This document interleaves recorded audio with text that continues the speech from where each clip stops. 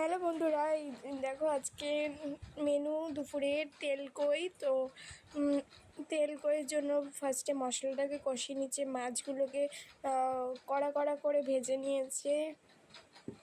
এরকম কড়কড়া মাছ হবে ভাজা। এবার এর মধ্যে জল দিয়ে দেবে, দিয়ে যেহেতু একদম ড্রাই করবে, মশলাগুলোকে আগে ভালো করে মাখিয়ে নিল। টমেটো, আদা আর লঙ্কা সব দিয়েছে, কাঁচা লঙ্কা আর কী কী দিয়েছে আমি ঠিক জানি না। তারপরে মাছগুলোকে ভালোভাবে ভেজে ঝোলের সঙ্গে নাড়িয়ে চাড়িয়ে দেখো ভালোভাবে কী সুন্দর নাড়িয়ে নিচ্ছে। মানে এটা পুরো ফুটবে, যতক্ষণ না ফুটবে তো হবে না। তারপর নামিয়ে নেবে, যতক্ষণ হবে মানে সিদ্ধ না হবে ঝোলের সঙ্গে, না পুরো এবার যেহেতু তেলকইটা একদম মাখা মাখা করবে, জলটা দেখো শুকিয়ে গেল।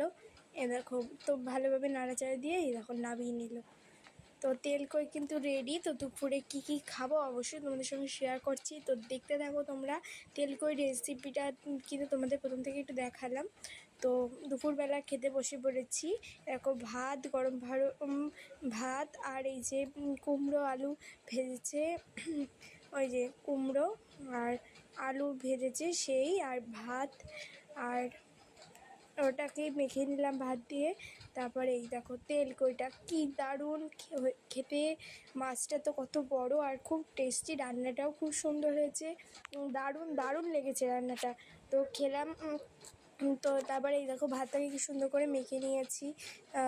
তারপরে এই যে তখন যেহেতু দিয়ে দিয়েছে মা আগে, তারপরে এই যে নিলাম। তবে পুরো ভাতটাকে মেখে নিই, তারপর দেখো এই যে পুরো ভাতটাকে মেখে নিয়েছি। এই দেখো দেখে আমার এখন আবার খেতে ইচ্ছে করছে, খেয়েছি। তো দারুণ লেগেছে, সত্যি বলতে খুব ভালো হয়েছে। আর মাছটা খুব সুন্দর খেতে, হেভি টেস্ট, পুরো টাটকা মাছ। দারুণ দারুণ দারুণ লেগেছে।